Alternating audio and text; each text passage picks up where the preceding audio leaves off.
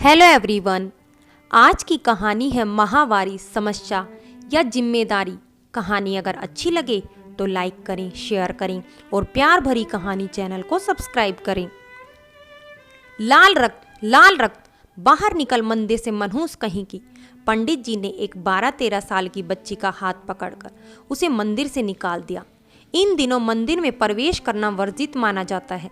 इस लड़की ने तो पूरा मंदिर अशुद्ध कर दिया। तुझे पता नहीं है क्या? पता नहीं कहाँ से चले आते हैं। अब पूरा मंदिर मुझे गंगा जल से पवित्र करना होगा। तभी वहां 30-32 साल की महिला आती है। क्या हुआ पंडित जी? क्यों इस बेचारी बच्ची पर चिल्ला रहे हो? ऐसा क्या कर दिया इस बच्ची ने? अरे बहन जी, देखे ना, इस लड़की ने पूरा मंदिर अशुद्ध कर दिया। अरे पंडित जी, बच्ची है बेचारी, इसे नहीं पता होगा। अगर आप ही ऐसे बातें करेंगे तो आपसे यह समाज क्या सीखेगा? कहकर पंडित जी वहां से चले जाते हैं। वो महिला उस बच्ची के पास जाकर पूछती है, बेटा तुम यहाँ क्या करने आई थी? तुम्हारा नाम क्या है? तुम कहाँ रहती हो बेटा? मेरा नाम पूजा है। मैं यही मंदिर के पीछे जो झोपड़पट्टी है ना, उसी में रहती हूँ। आज माँ की बहुत याद आ रही थी, इसलिए यहाँ चली आई।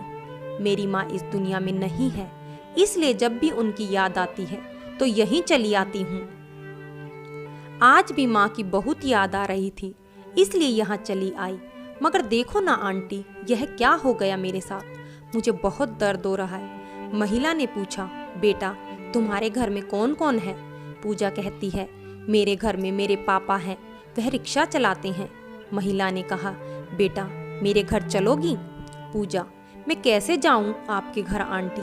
देखिए ना, मेरा पूरा फ्रॉक गंदा हो गया है, इस पर इतने सारे खून लग गए हैं। मुझे पेट में बहुत दर्द हो रहा है। यह क्यों हो रहा है मेरे साथ आंटी? महिला ने कहा, घबराओ मत बेटा, मैं यहीं पास में रहती हूँ, मेरे घर चलो। पूजा उस महिला के साथ उनके घर चली गई। आओ बेटा, अंदर आओ, घबराओ मत, मैं तुम्हारी माँ जैसी हूँ। ये लो बेटा, ये मेरी बेटी के कपड़े हैं जो उसे छोटे हो गए हैं, अब वह इन्हें नहीं पहनती। उधर बाथरूम है, वहां जाकर अपने कपड़े धो लो और इसे पहन लो, और ये पैड है, इसे लगा लो। थोड़ी देर बाद वो लड़की बाथरूम से बाहर आती है। आंटी, ये कैसे इस्तेमाल करते हैं? पूजा बेटा, इसे अपने पैंट के नीचे लगा लो, इसे लगाने के बाद तुम्हारा फ्रॉक गंदा नहीं होगा। थोड़ी देर बाद वो लड़की बाथरूम से बाहर आती है। पूजा बेटा आओ, यहाँ बैठो और ये दूध और ब्रेड खाओ, तुम्हें भूख लगी होगी ना? पूजा, नहीं आंटी, मुझे कुछ नहीं खाना, मेरे पेट में बहुत दर्द हो रहा है। बताओ ना ऐसा क्यों हो रहा है आंटी? महिला ने पूजा को कहा, बेटा मैं तुम्हें सब कुछ बताऊंगी, मगर पहले तुम यह दूध पी लो। पूजा ने दूध पी लिया। अब बताओ ना आंटी, ये क्या हो रहा है मेरे साथ? महिला, बेटा इसे पीरियड्स कहते हैं, ये हर लड़कियों को होता है। पूजा कहती है, आंटी क्या मुझे अब रोज ऐसे ही होगा? महिला, नहीं, बस 5 दिन, और अब यह तुम्हें हर महीने आएगा। पूजा, क्यों आंटी, सिर्फ मेरे साथ ही ऐसा क्यों हो रहा है? महिला, सिर्फ तुम्हारे साथ नहीं बेटा, ये हर औरत के साथ होता है। पूजा, आपके साथ भी? मेरी माँ के साथ भी होता होगा आंटी। महिला कहती है, हाँ बेटा, मेरे साथ भी, तुम्हारी माँ के साथ भी, हर औरत के साथ ऐसा होता है। ये तो प्रकृति का नियम है बेटा। पूजा, तो फिर पंडित जी ने मेरा हाथ पकड़कर मुझे मंदिर से क्यों निकाल दिया था? महिला, क्योंकि बेटा इन 5 दिनों में मंदिर में प्रवेश करना वर्जित माना जाता है। इन 5 दिनों में तुम अपना ज्यादा ख्याल रखना, अच्छे से खाना पीना और 2 से 3 लीटर पानी पीना, और जितना ज्यादा हो सके आराम करना। और यह लो पैड, हर 6 घंटे के बाद इसे बदल लेना और नया लगा लेना। पूजा कहती है, आंटी ये कितने रुपए की आती है? महिला ने कहा, बेटा ये 40-50 रुपए की आती है, मगर तुम ये क्यों पूछ रही हो बेटा? पूजा कहती है, 40-50 रुपए की? मेरे पापा तो दिन रात मेहनत करके 2 वक्त की रोटी कमाते हैं, वो मुझे ये 40-50 रुपए का पैड कैसे ला कर देंगे आंटी? महिला कहती है, तुम चिंता मत करो बेटा, मैं तुम्हें हर महीने यह पैड ला कर दूंगी। मगर बेटा तुम कभी भी इन दिनों में कपड़े का इस्तेमाल नहीं करना, ये तुम्हारी सेहत के लिए बहुत हानिकारक हो सकता है। कपड़े के इस्तेमाल करने से तुम्हें इन्फेक्शन हो सकता है, तुम्हें गंभीर बीमारियां भी हो सकती है, जिससे तुम्हारी जान भी जा सकती है। पूजा उस महिला के गले लगकर रोने लगी। महिला, रो मत बेटा, अच्छा एक बात बताओ, तुम पढ़ती हो? पूजा कहती है, हाँ आंटी, हमारे झोपड़पट्टी के पास में ही वह सरकारी स्कूल है ना, उसी में 8वीं कक्षा में पढ़ती हूँ। और आपको पता है आंटी, मैं इस बार अपनी कक्षा में प्रथम आई हूँ। महिला कहती है, बहुत अच्छा बेटा, एक काम करो, तुम मेरी बेटी से ट्यूशन पढ़ने आ जाया करो। मेरी बेटी छोटे बच्चों को ट्यूशन पढ़ाती है। पूजा कहती है, मगर आंटी, मेरे पास ट्यूशन फीस देने के लिए पैसे नहीं हैं और मेरे पापा भी नहीं दे पाएंगे।